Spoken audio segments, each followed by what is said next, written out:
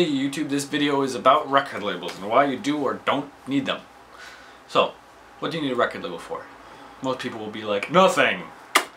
And a lot of people will be like, everything! And there's a lot of confusion about what their relevancy is now, just because downloads are everything.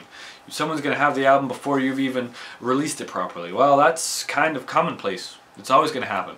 I had 80 downloads of my first album after like a week or two or something like that. It wasn't very popular. I did it DIY. I didn't know how to release it at the time. The big deal. That's 80 downloads, and at 10 bucks a pop, that's almost $1,000, right? And I didn't see more than 20 or 30 bucks. So it's just the nature of the game. Record labels are kind of there in terms of small, medium, and large size to eliminate the difference in downloads to purchases, simply because it's like, okay, you got 3,000 downloads, maybe 50 people bought the album. There, as far as I'm concerned, a record label or PR company is supposed to make it so that, wow, people really enjoyed your music, they thought it was a really great release, they want to support this musician, they like this musician, they know a lot about this musician, they can relate to this person. Let's buy the album. And so that number from 50 out of 3,000 turns into 400 out of 3,000 or 500 out of 3,000.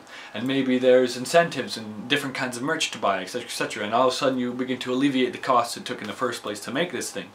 And that's, for me, that's a big part of the record label thing. There's booking companies for tours. If you really want to do it DIY, you can always hire a booking company and be like, okay, I want to get on that tour. How can we make this work? What do I need to pay? How's this going to work? Record labels also do that stuff.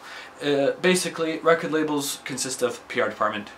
Sometimes they have their own art department, or they contract an artist to do a certain amount of work for them at a certain price, which then bands pay through the label, and it works out somehow through a contractual agreement. They have their tour booking, they have their PR online, they have, you know, show bookings, they have basically everything. And if there's a label that's in-house everything, that means that they even do their own printing of CDs and merch, and that consists of t-shirts and toques and underwear or whatever the hell else you can think of, basically.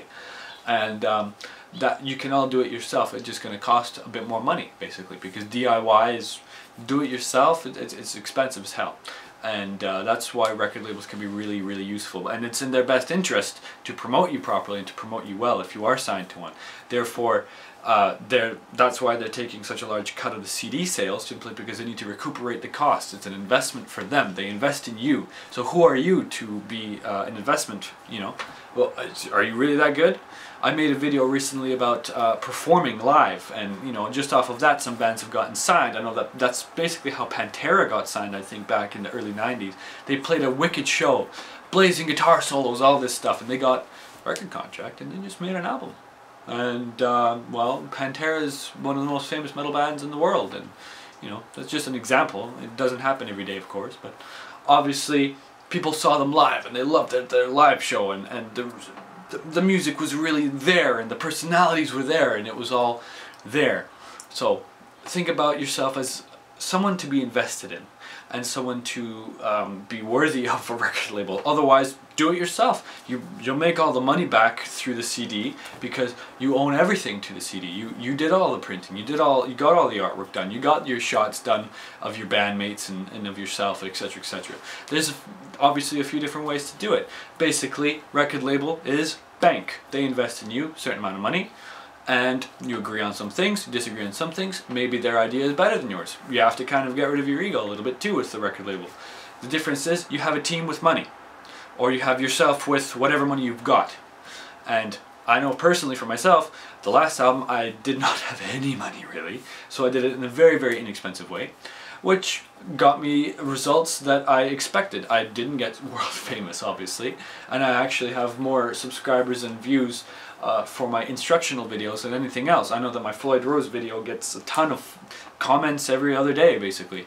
So, anyhow, this record I'm going to be doing, I'm going to be paying for some public representation. Once you're represented, that's it. You get a lot more respect. Oh, I'm represented by this company. Oh, you're represented in the first place means, oh wow, that means that you've put some money into this. You're serious. So, if nothing else, if you're going to do it DIY, get some representation. Because that's going to push you a lot harder than, oh, I'm self-represented. It's just like going into court and you have no lawyer and you're being sued for something. It's like, why don't you have a lawyer? or you know that this is serious, right? Like, I don't know. Anyway, I suppose this video is more for the serious musician who, or serious musicians or a band situation that want to take it one step further and just don't know where to go. Anyway, I hope that this was a little bit enlightening. I will be doing a lot more of these kinds of videos from now on, just because I think I have quite a bit of information to part with, and that basically that I would rather people get their information from a source who's going through the issue. I know for myself it's like I'm going through this stuff of being represented and being represented and even with the live situation I've got going on with the band Orok, and it's very interesting to see how things progress with a label, without a label, things like that. And these are small videos. I've learned all of this stuff through years of experience and going through it and trying to understand how it all works, and I hope that you find some kind of weight or value with what I've said. And please subscribe.